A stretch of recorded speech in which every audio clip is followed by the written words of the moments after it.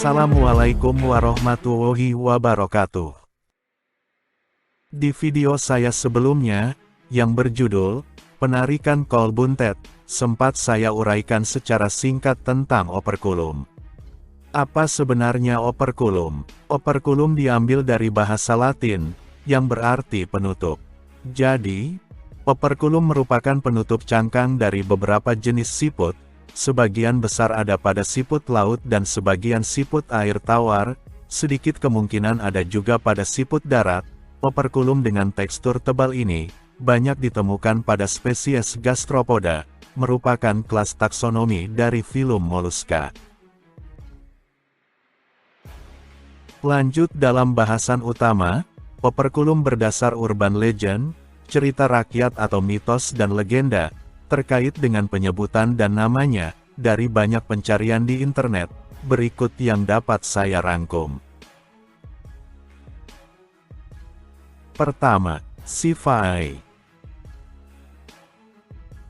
Selain di Indonesia, operkulum ini banyak dikenal dengan nama Siphaea, dan dikaitkan dengan mata ketiga Dewa Siwa, diyakini untuk membangkitkan ajna atau mata ketiga, merupakan cakra utama keenam dalam tubuh, tepatnya berada di antara alis. Cakra ini dapat membantu mengembangkan kemampuan psikis dan intuitif bisa tercapai lebih sempurna. Dalam meditasi, mampu terhubung dengan pikiran universal, pengetahuan spiritual, dan transformasi. Kedua, Shiva Shell. Di India, kuil Ramanathaswamy, negara bagian Tamil Nadu, Pulau Rameswaram, operkulum ini didedikasikan untuk Siwa, sebagai cakra bulan atau ambiliman sejak tahun 1917, dan banyak dijadikan souvenir. Ketiga, Cat Eye Shell. Mungkin dikarenakan penampilannya, terlihat seperti mata kucing, maka cangkang ini atau lebih tepatnya operkulum tersebut diberikan namanya, cangkang mata kucing. Di Florida, spesies Gastropoda penghasil operkulum ini, banyak tersebar di seluruh Atlantik Barat, di sekitar Teluk Meksiko. Keempat, Pacific Cat's Eye. Mata kucing dari Pasifik. Mitologi Polynesia, Selandia Baru. Suku Maori menggambarkan sebagai atua, roh tertinggi atau berkuasa, seperti Waitiri, dewa petir. Bentuk spiral sebagai bentuk spiritual dalam budaya suku tersebut.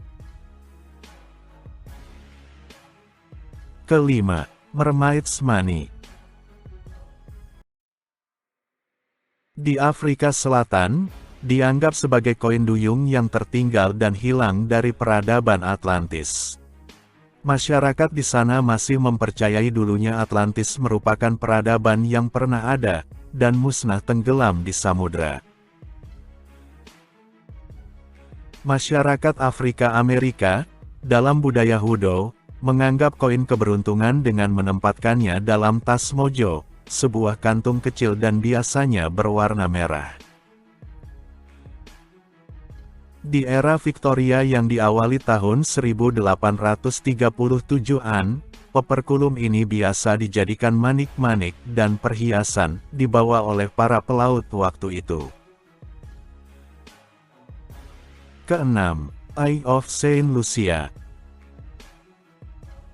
Di Itali dalam bahasanya Occhio di Santa Lucia, berarti mata dari Santa Lucia.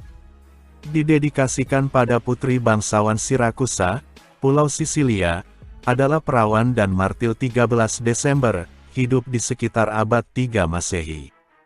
Beliau rela mengorbankan matanya demi keteguhan dan keyakinannya, hingga mujizat terjadi, dengan sembuhnya sang ibunda dari kebutaan. Sosoknya digambarkan berupa seorang perawan suci yang memegang cawan berisi 2 bola mata. Ketujuh, Tear of Lucy. Tear of Lucy berarti air mata Lucia.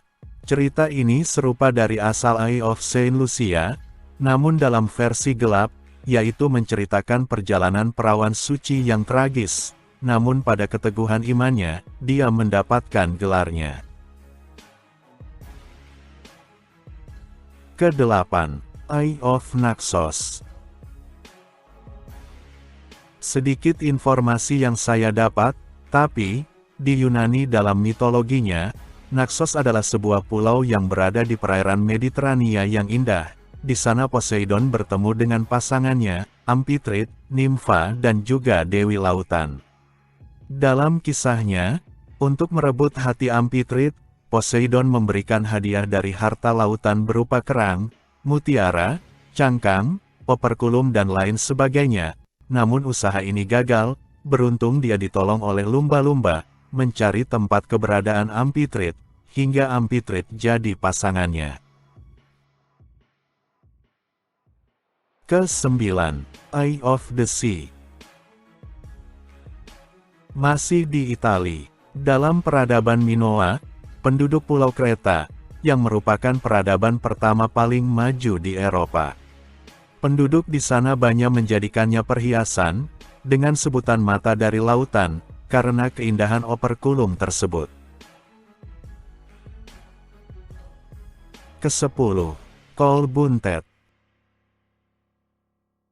Di Indonesia, tutup cangkang gastropoda ini atau biasa disebut siput mata lembu, operkulum ini banyak dikenal sebagai kol buntet di Indonesia, terutama di Pulau Jawa. Nama ini begitu tersohor, tidak asing lagi perihal khasiatnya, mulai dari hal mistis, klinik dan sugestinya. Namun, saya lebih menerima filosofinya, sebuah kol buntet sebagai kearifan lokal, yang memberikan kita pedoman, arti sebuah kesabaran, kemauan dan jati diri. Saya tidak membahas secara spiritual yang memang bukan bagian saya untuk menjelaskan, dan benar-benar awam tentang hal ini. Untuk lebih jelasnya, silahkan cek di video yang banyak membahas mengenai hal ini. Demikian 10 nama yang bisa saya rangkum, dari operkulum yang sangat fenomenal di Indonesia, berdasar tempat dan budayanya di seluruh dunia. Semoga bermanfaat. Jika ada yang baik itu semata datang dari Allah, dan jika ada keburukan dan kesalahan, itu sepenuhnya dari saya pribadi dan saya mohon maaf. Untuk koreksinya saya sangat berterima kasih dan mohon ditulis dalam komentar, terlebih lagi jika ada masukan untuk menambah wawasan. Terima kasih. Wassalamualaikum warahmatullahi wabarakatuh.